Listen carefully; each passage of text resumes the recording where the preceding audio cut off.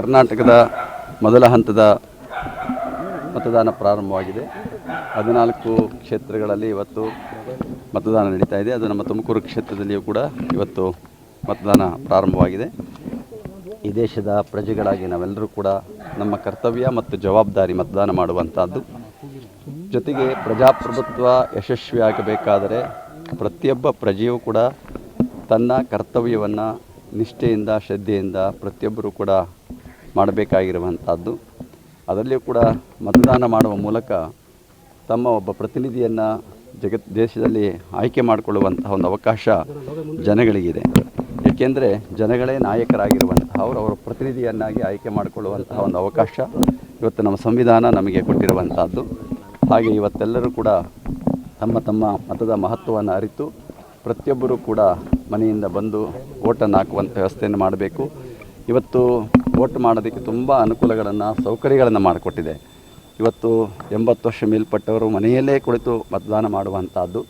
ಮತದಾನ ಕ್ಷೇತ್ರಕ್ಕೆ ಬಂದಾಗ ಅಂಗವಿಕಲರಿಗೆ ವೀಲ್ ಚೇರ್ ಇಟ್ಟಿದ್ದಾರೆ ಮತ್ತು ಬೇಕಾದ ಸೌಕರ್ಯಗಳು, ನೀರಿನ ಸೌಕರ್ಯಗಳು ಎಲ್ಲವನ್ನೂ ಇವತ್ತು ಒದಗಿಸಿಕೊಟ್ಟು ಯಾವುದೇ ತೊಂದರೆ ಆಗದಾಗೆ ಮತದಾನ ಮಾಡುವವರಿಗೆ ಪ್ರತಿಯೊಂದು ವ್ಯವಸ್ಥೆ ಇರಬೇಕು ಅಂತ ತಿಳ್ಕೊಂಡು ಇವತ್ತು ಬಹಳಷ್ಟು ಅನುಕೂಲಗಳನ್ನು ಮಾಡಿಕೊಟ್ಟಿದ್ದಾರೆ. ಈ ಅನುಕೂಲ ಇದೆ ಅನ್ನೋ ಪ್ರಶ್ನೆ ಅಲ್ಲ, ಇದು ನಮ್ಮೆಲ್ಲರ ಜವಾಬ್ದಾರಿ.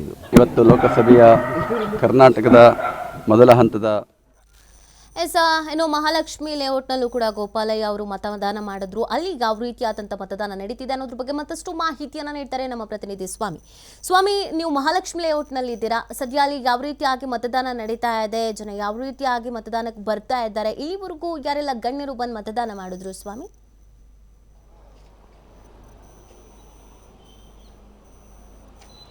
ಮಿತಿ 2024ರ ಲೋಕಸಭಾ ಚುನಾವಣೆಯ ಮತದಾನ ಪ್ರಕ್ರಿಯೆ ಈಗಾಗಲೇ ಪ್ರಾರಂಭ ಆಗಿರುವಂಥದ್ದು. ಅಧಿಕಾರಿಗಳಿಂದ ಎಲ್ಲ ರೀತಿಯ ಸಿದ್ಧತೆಗಳು ಕೂಡ ಆಗಿದೆ. ಮತದಾರರು ಸರತಿ ಸಾಲಿನಲ್ಲಿ ನಿಂತು ಆ ಮತದಾನದಲ್ಲಿ ಭಾಗವಹಿಸ್ತಾ ಇರೋದು ಹಾಗೂ ಎಲ್ಲ ರೀತಿಯ ವ್ಯವಸ್ಥೆಯನ್ನು ಅಂದರೆ ಯಾವುದೇ ಥರ ರೀತಿ ಅಹಿತಕರ ಘಟನೆ ನಡೆಯದಂತೆ ಪೊಲೀಸರು ಕೂಡ ಎಲ್ಲ ರೀತಿಯ ಒಂದು ಮುಂಜಾಗ್ರತೆಯ ಕ್ರಮವನ್ನು ಕೈಗೊಂಡಿರೋದು. ಜನರು ಕೂಡ ಏನು ಮತದಾನ ಮಾಡೋದಕ್ಕೆ ಸರದಿ ಸಾಲಿನಲ್ಲಿ ನಿಂತು ಮತದಾನ ಪ್ರಕ್ರಿಯೆಯಲ್ಲಿ ಭಾಗವಹಿಸ್ತಾ ಇರೋದು. ನಾವೀಗ ಮಹಾಲಕ್ಷ್ಮಿ ಲೇಔಟ್ನ ಅಮರವಾಣಿ ಸ್ಕೂಲ್ ಬಳಿ ಇದ್ದೇವೆ. ಇಲ್ಲಿ ಈಗಾಗಲೇ ಮತದಾನ ಪ್ರಾರಂಭ ಆಗಿದೆ. ಜನರು ಕೂಡ ಬೆಳಗ್ಗೆ 7 ಗಂಟೆಯಿಂದಲೇ ಸರದಿ ಸಾಲಿನಲ್ಲಿ ನಿಂತು ಒಂದು ಮತದಾನದಲ್ಲಿ ಭಾಗವಹಿಸ್ತಾ ಇದ್ದಾರೆ. ಉತ್ಸಾಹದಿಂದ ಮತದಾನದಲ್ಲಿ ಭಾಗವಹಿಸ್ತಾ ಇದ್ದಾರೆ. ನೀತಿ ಜೊತೆಗೆ ಇವತ್ತು 2024ರ ಲೋಕಸಭಾ ಚುನಾವಣೆಗೆ ಸಂಬಂಧಪಟ್ಟಂತೆ ಇವತ್ತು ಈಗ ಏನು ಮತದಾನ ಪ್ರಕ್ರಿಯೆ ಪ್ರಾರಂಭ ಆಗಿರೋದು. ಈಗಾಗಲೇ ಶಾಸಕ ಗೋಪಾಲಯ್ಯ ಸೇರಿದಂತೆ ಅವರ ಕುಟುಂಬ ಸಮೇತ ಆಗಿ ಬಂದು ಇಲ್ಲಿ ಆ ಮತದಾನದಲ್ಲಿ ಭಾಗವಹಿಸಿದ್ರು, ಮತದಾನ ಮಾಡಿರುವಂಥದ್ದು. ಈಗ ಅಮರವಾಣಿ ಶಾಲೆಯ ಅಲ್ಲಿ ನಿಂತಿರುವಂತಹ ಒಂದು ಮತದಾರರು ಅಂದರೆ ಮತದಾನದಲ್ಲಿ ಮತದಾನ ಪ್ರಕ್ರಿಯೆಯಲ್ಲಿ ಭಾಗವಹಿಸೋದಕ್ಕೆ ಮತದಾನ ಮಾಡಲಿಕ್ಕೆ ಬಂದು ಸರತಿ ಸಾಲಿನಲ್ಲಿ ನಿಂತಿರುವಂಥದ್ದು, ಮತದಾನ ಪ್ರಕ್ರಿಯೆಯಲ್ಲಿ ಭಾಗಿಯಾಗ್ತಾ ಇರೋದು ನೋಡ್ತಾ ಇರ್ಬೋದು. ಈಗ ಮತದಾನ ಮಾಡಿ ಹೊರಗಡೆ ಬರ್ತಾ ಇದ್ದಾರೆ, ಬಹಳ ಖುಷಿಯಿಂದ ಬರ್ತಾ ಇದ್ದಾರೆ. ಸರ್, ಹೇಗೆ ಅನಿಸ್ತಾ ಇದೆ ಸರ್ ಮತದಾನ ಮಾಡಿ? ತುಂಬ ಚೆನ್ನಾಗಿದೆ, ಭಾಳ ಚೆನ್ನಾಗಿದೆ ಅಂತ ಹೇಳಿ ಅರೇಂಜ್ಮೆಂಟ್ಸ್ ಎಲ್ಲ ತುಂಬ ಚೆನ್ನಾಗಿದೆ. ಸೀನಿಯರ್ಸ್ ತಕ್ಷಣ ಬಿಡ್ತಾ ಇದ್ದಾರೆ. Everything is okay. ಅವ್ರು ಹೇಳಿದ್ರಲ್ಲ ಅದೇ. ಎಸ್, ಭಾಳ ಖುಷಿಯಿಂದ ಮತದಾನ ಮಾಡಿ ಹೊರಗಡೆ ಬರ್ತಾ ಇರೋಂಥದ್ದು. ಒಂದು ಜನ ನಾವು ಮತದಾನ ಆಗಿದೆ, ಸಾಕಷ್ಟು ಎಲ್ಲ ರೀತಿಯ ಒಂದು ವ್ಯವಸ್ಥೆಗಳನ್ನು ಮಾಡ್ಕೊಂಡಿದ್ದೀವಿ, ಹಾಗಾಗಿ ನಮಗೆ ಮತದಾನಕ್ಕೂ ಅನುಕೂಲ ಆಗಿದೆ ಅನ್ನೋದು ಕೂಡ ಹೇಳ್ತಾ ಇರೋಂಥದ್ದು. ಸರದಿ ಸಾಲಿನಲ್ಲಿ ನಿಂತಿದ್ದಾರೆ ಅಂದರೆ 3 ಸರದಿ ಸಾಲಿನಲ್ಲಿ ನಿಂತು ಮತದಾನ ಮಾಡಲು ಜನ ಸಾಕಷ್ಟು ಉತ್ಸುಕರಾಗಿ ಬರ್ತಾ ಇರೋಂಥದ್ದು. ಯಾಕೆಂದರೆ ಈಗ ಮತದಾನ ಪ್ರಕ್ರಿಯೆಗೆ ಸಮಯ ಶುರುವಾಗಿದೆ.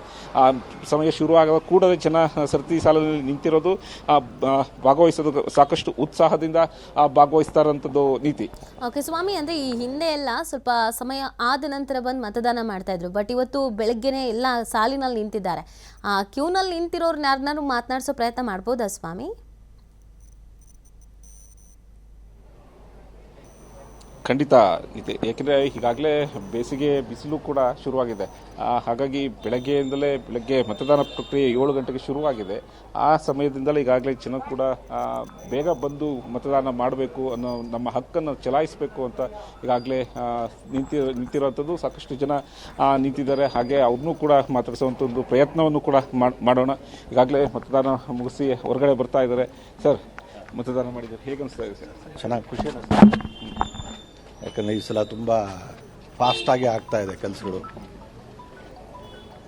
ಒಂದು ದೇಶದ ಯುವಕರಿಗೆ ಏನಂತ ಕರೆ ಕೊಡೋದಕ್ಕೆ ಬಯಸ್ತೀರಾ ಸರ್? ಯುವಕರಿಗೆ ದೇಶದ ಬಗ್ಗೆ ಯಾವ ರೀತಿ ಅಭಿವೃದ್ಧಿ ಹೊಂದಬೇಕು ಅದನ್ನು ವಿಚಾರ ಮಾಡಬೇಕು ಅವರು, ಬೇರೆ ಏನೂ ಇಲ್ಲ. ದೇಶದ ಅಭಿವೃದ್ಧಿ, ನನ್ನ ಸ್ವತಃ ಅಭಿವೃದ್ಧಿ ಅಲ್ಲ, ದೇಶದ ಅಭಿವೃದ್ಧಿ ಇಂಪಾರ್ಟೆಂಟು, ಅದನ್ನು ನೋಡಬೇಕು. ದೇಶ ಆದರೆ ಎಲ್ಲರೂ ಡೆವಲಪ್ ಆಗ್ತಾರೆ. Thank you. ಎಸ್, ಇದಿಷ್ಟು ಮತದಾನ ಮಾಡೋದಕ್ಕೆ ಬಂದು ಅನಂತರ ತಮ್ಮ ಅಭಿಪ್ರಾಯವನ್ನು ಹೇಳಿರುವಂಥದ್ದು ನೀತಿ. ಅಂದರೆ ಸಾಕಷ್ಟು ಜನ ಈಗಾಗಲೇ ಒಂದು ಕಾರಣ, ಈಗಾಗಲೇ ಬಿಸಿಲು ಶುರುವಾಗುತ್ತೆ, ಅಷ್ಟರಲ್ಲಿ ಬಂದು ಮತದಾನ ಮಾಡಬೇಕು, ನಮ್ಮ ಹಕ್ಕು ಚಲಾಯಿಸಬೇಕು ಅನ್ನೋದು ಕೂಡ ಇಲ್ಲಿ ಮತದಾರರು ಹೇಳ್ತಾ ಇರೋಂಥದ್ದು ನೀತಿ. ಥ್ಯಾಂಕ್ ಯು ಸ್ವಾಮಿ ತಮ್ಮೆಲ್ಲ ಡೀಟೇಲ್ಸ್ಗಾಗಿ.